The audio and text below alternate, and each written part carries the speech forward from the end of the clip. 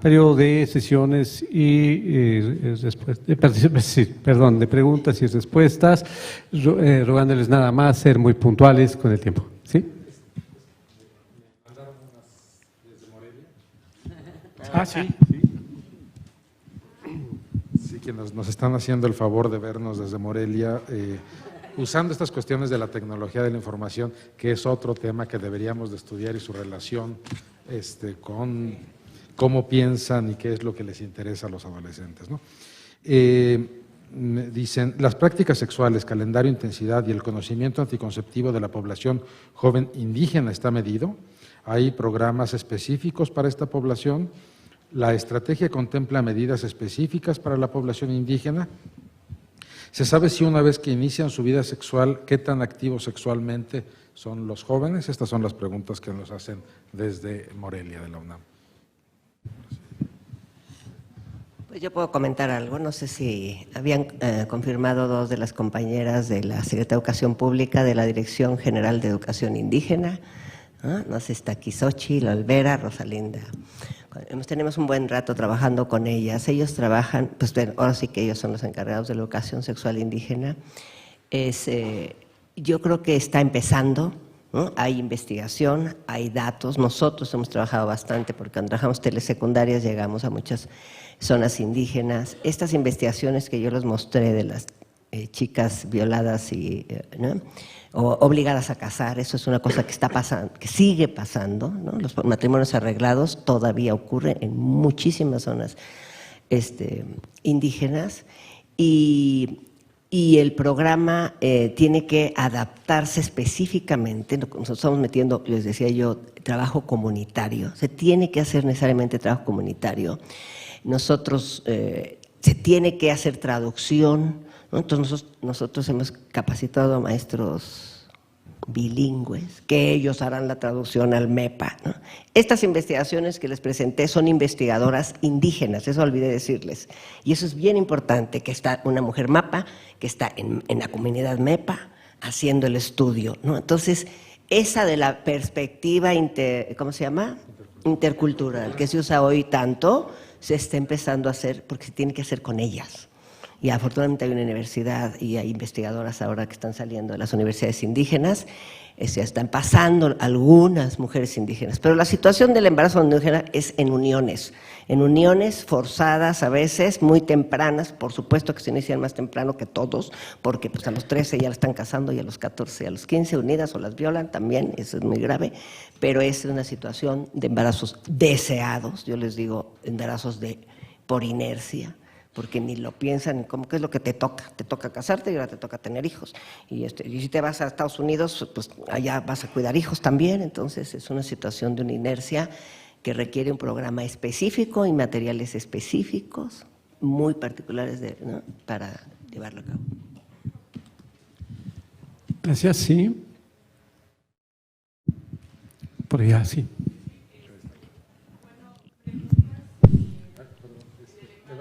Tenemos un micrófono.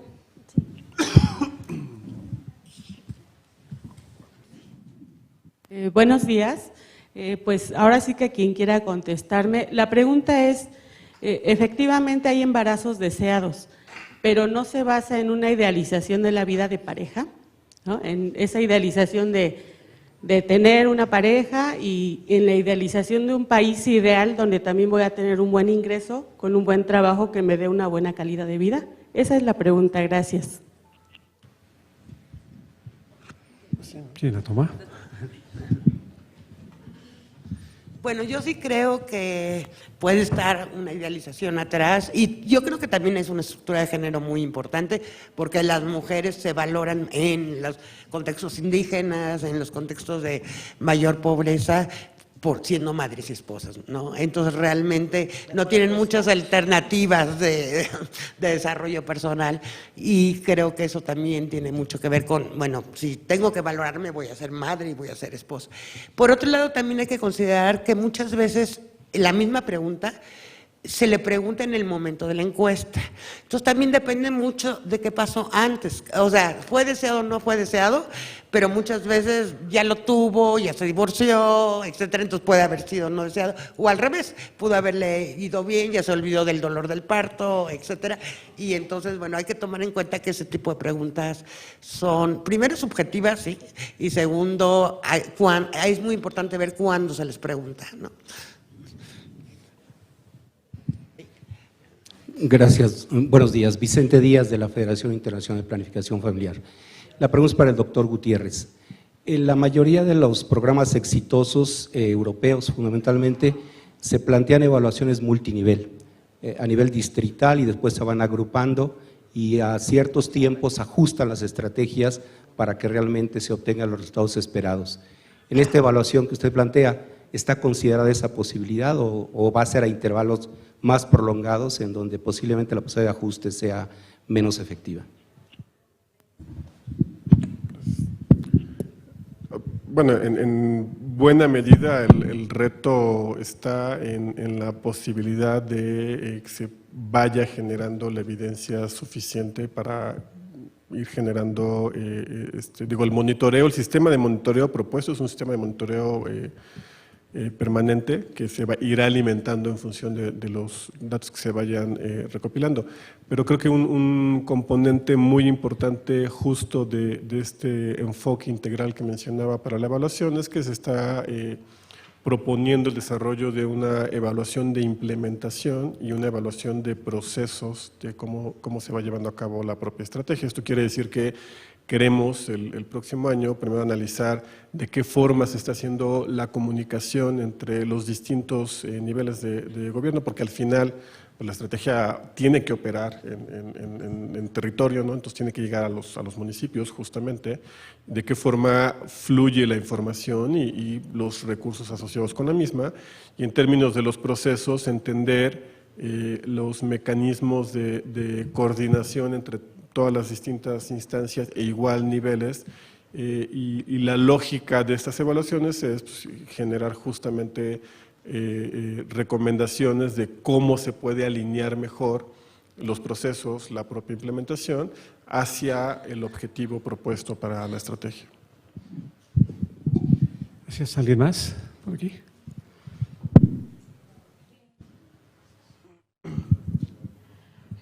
Buenas tardes, soy Beatriz Mayen de Afluentes. Quisiera preguntar al doctor Gutiérrez en torno a la evaluación, que me parece que hay una gran expectativa sobre cómo implementar el sistema de evaluación. Usted habla de un abordaje integral y en esa lógica yo tendría dos preguntas. ¿Por qué incluir dentro de esta estrategia de evaluación la propia evaluación al diagnóstico? Esa me parece que es interesante porque usted ha dicho que se va a evaluar el propio diagnóstico que la estrategia tiene. Mi pregunta es ¿por qué incluirla? ¿Y por qué incluir la evaluación del diagnóstico? Y la segunda, si nos pudiera avanzar un poco sobre, al ser un abordaje integral, ¿qué tipo de indicadores se están delineando y particularmente lo que tiene que ver con el sistema educativo y de salud? Gracias. La primera es más sencilla que la segunda por el tiempo. El asunto es que como se mira en esta lógica integral es que para poder entender a la propia estrategia hay que analizar si el argumento a partir del cual se diseñó, ¿no? Entonces la identificación de un cierto problema público, las causas del mismo y las consecuencias que genera, ¿no? Que digamos en una lógica de marco lógico hablaríamos en general del árbol de problemas, realmente está sustentado en evidencia, documentado, las conexiones que se plantean tienen un sustento, ¿no? Y entonces, a partir de revisar el diagnóstico, que es algo que digo, y más bien, tal vez no lo dije claramente, este análisis de diagnóstico y la evaluación de diseño es algo que se avanzó como parte del diseño del plan de monitoreo, porque nos parecía que no podíamos llegar a proponer una evaluación ya de resultados, procesos, impacto, si no era claro que había un diagnóstico al menos suficiente y un diseño claro para la propia estrategia, ¿no? Entonces, lo que ya se realizó, el resultado del análisis diagnóstico fue que sí, con los retos, algunos de los que mencioné, en términos de los grupos de edad, hacer más amplio el tema, o sea, estaba, si bien se consideraban los sectores, estaba muy concentrado la medición hacia lo que se hace desde el lado de salud y no se tomaba en cuenta o no lo suficiente la parte de educación, laboral y todo esto, ¿no? Entonces, eso fueron parte de las recomendaciones que surgieron de este análisis del diagnóstico. En términos de los indicadores, bueno, tenemos ahorita un listado que obviamente por cuestiones de tiempo es difícil mostrar, de 63 indicadores que se desarrollaron en, digamos, 2 niveles, ¿no? O sea, los indicadores que tienen que ver con la matriz propia de la ENAPEA y luego un conjunto de indicadores para cada uno de los componentes, ¿no? Entonces, hay indicadores de educación que tienen que ver con la permanencia y progresión en la escuela para la población de interés. Indicador, por ejemplo, importante que tenía que ver con este asunto de las segundas oportunidades, ¿no? Entonces, porque no es un asunto solo de prevenir el primer embarazo, ¿no? Es también un asunto de, bueno, las adolescentes que ya se embarazaron, pues, reincorporarlas al sistema educativo como una forma también de prevenir embarazos subsiguientes, ¿no? Pero digo, con mucho gusto podemos hablar sobre listado completo e incluso discutirlo, ¿no? Gracias. Tres preguntas. Gracias, Mariana Mancilla, de Balance. Yo primero voy a hacer un comentario y después la pregunta que seguramente a lo mejor puede contestarme el doctor Gutiérrez, pero yo escucho y intento leer la estrategia y parece que todo el tiempo estamos diciendo que las mujeres adolescentes son las que tienen la culpa por embarazarse. Sí. Y yo creo que ese no es el asunto es que ni siquiera estamos intentando nosotros reconocer que ellas son sujetas de derechos y que nosotros deberíamos de darles la información y las herramientas necesarias para que ellas puedan decidir, que era un poco lo que hace ratito decía Leonor y que el doctor Pérez estaba diciendo hace ratito, ¿qué es en realidad lo que estamos o que ellas están necesitando para tener una vida libre, informada y todo lo que estamos intentando que se logre con esta estrategia? Y entonces, ese es mi comentario. Y la pregunta es más en el sentido del presupuesto para la estrategia y todas las cosas vinculadas con el presupuesto. Y a mí me preocupa mucho que ahora en el proyecto de erogación del presupuesto para 2016, en el anexo 3, en el ramo 12, se juntó salud materna, salud sexual y reproductiva, y dentro de esa gran bolsa está salud sexual y reproductiva para adolescentes. Entonces, a mí me preocupa que lo que estamos intentando hacer esté dentro de una gran bolsa que además tiene otros 4 programas contemplados y que le redujeron el presupuesto. Entonces, ¿cómo es que vamos a ir paso a pasito el próximo año intentando que con ese dinero podamos hacer algo? Gracias.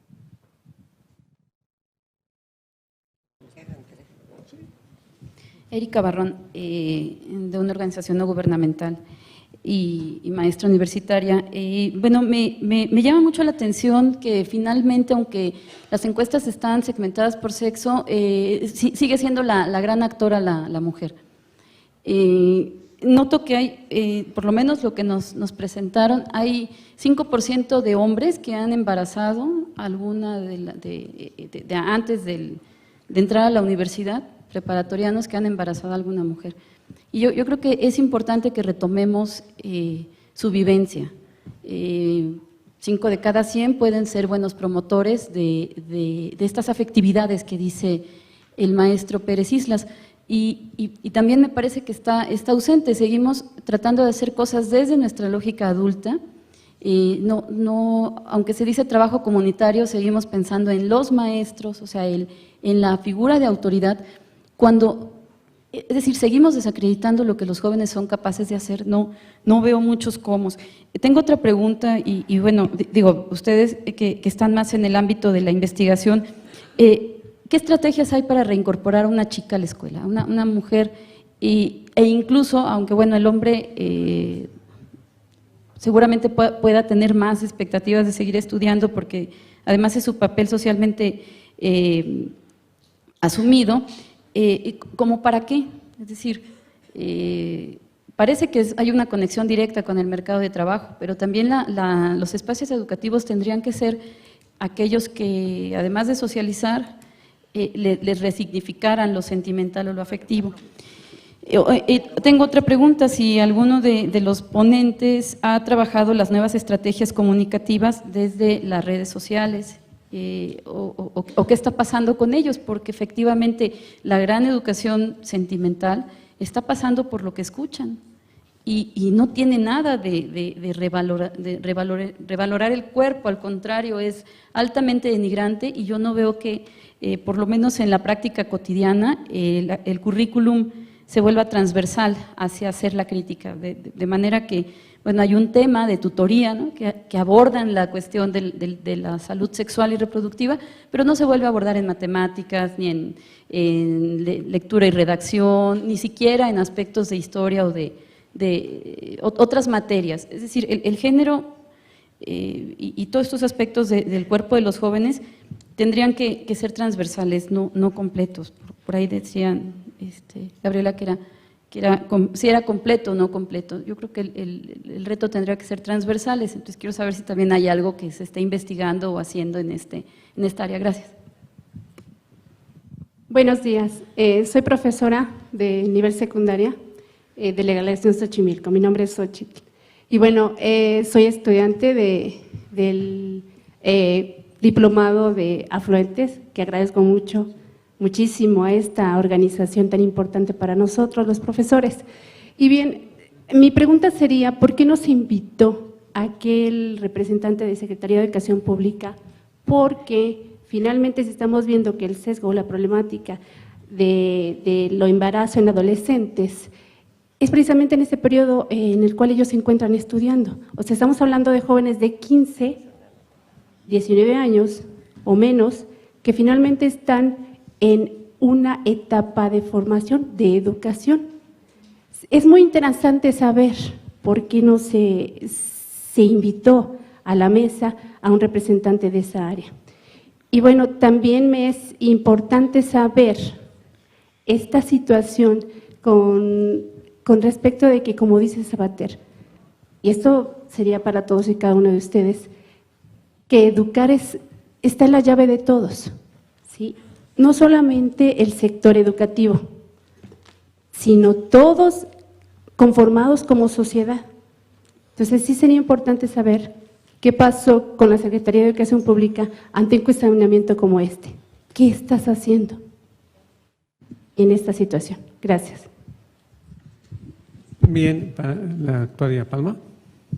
Sí, Yolanda Palma, Colegio de la Frontera Norte. Yo quería hacer un comentario. Tuve oportunidad de leer el documento de la ENAPEA. Me parece un documento muy importante, muy interesante. Y respecto a una de las preguntas que llegó, creo que hay una parte que no se ha mencionado mucho, que donde en la ENAPEA se hace un ejercicio de focalización de acciones con respecto a los municipios del país. Entonces, yo creo que ese ejercicio es muy importante y toma en cuenta, bueno, básicamente, hasta donde yo recuerdo, si estoy bien, la fecundidad por municipio, la fecundidad adolescente por municipio, pero toma también en cuenta el porcentaje de población indígena. Eso respecto a las preguntas que leyó el doctor Echarri, ¿no? Entonces, bueno, todo ese ejercicio de focalización de acciones me parece una parte muy importante de esta estrategia. Eso. Gracias. Bueno, con esto concluiríamos. Doctor, ¿quiere alguna? Sí, cómo no. Simplemente recalcar que todavía nos hace falta mucha información.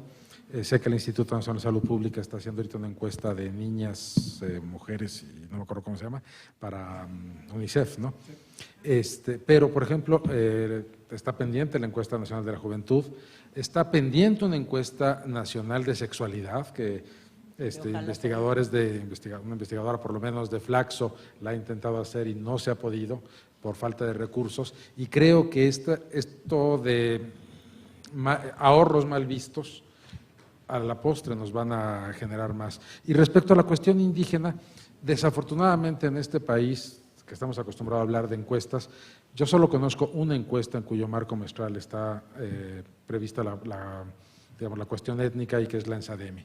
Porque simplemente decir, habla lengua indígena o no, los distintos pueblos, los distintos grupos étnicos muchas veces no tienen absolutamente nada que ver entre ellos y necesitamos información específica en cada lugar. Efectivamente tenemos el sistema de nacimientos, el certificado nos da mucha información, pero esta cuestión de que suponemos que quien ya tuvo relaciones una vez las sigue teniendo, ese es un supuesto muy debatible. Muchas gracias. ¿Alguien más? Además que la compañera maestra que acaba de hablar nos dio la introducción perfecta porque ya llegó aquí la maestra Claudia Alonso y en la tarde, en la siguiente mesa, sí está invitado el sector educativo, sobre todo aquí, porque ya veo que hay mucha gente del sector educativo, pero por supuesto en la siguiente mesa, las políticas, la respuesta gubernamental, va a estar la Secretaría de Salud, la Secretaría de Educación, Cedesol, etcétera. Entonces, CONAPO. Y yo prefiero que sea ella la que nos hable de cómo inclusive este interés por el enfoque transversal lo hay, se está tratando dentro de la SEP de hacer un enfoque transversal al currículum que tome en cuenta lo que puedes enseñar en matemáticas, en historia, y sí hay un programa para las madres adolescentes, se llama Proma Joven. Los invito a revisarlo, lo dirige también la Dirección de Educación Indígena, que les dan una beca a todas las niñas para que sigan estudiando las niñas y adolescentes embarazadas. ¿Yo también puedo decir? Claro. Sí, yo nada más quería decir que estoy totalmente de acuerdo con lo que se ha dicho de la participación masculina, ¿no?, en los procesos reproductivos.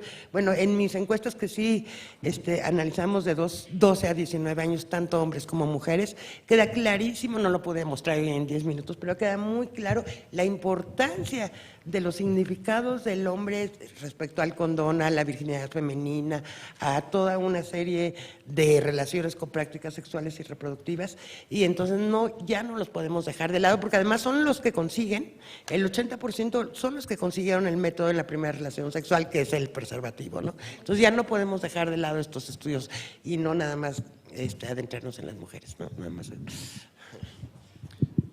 Muchas gracias, pues agradecemos a nuestros distinguidos ponentes y a ustedes también por su presencia. Muchas gracias.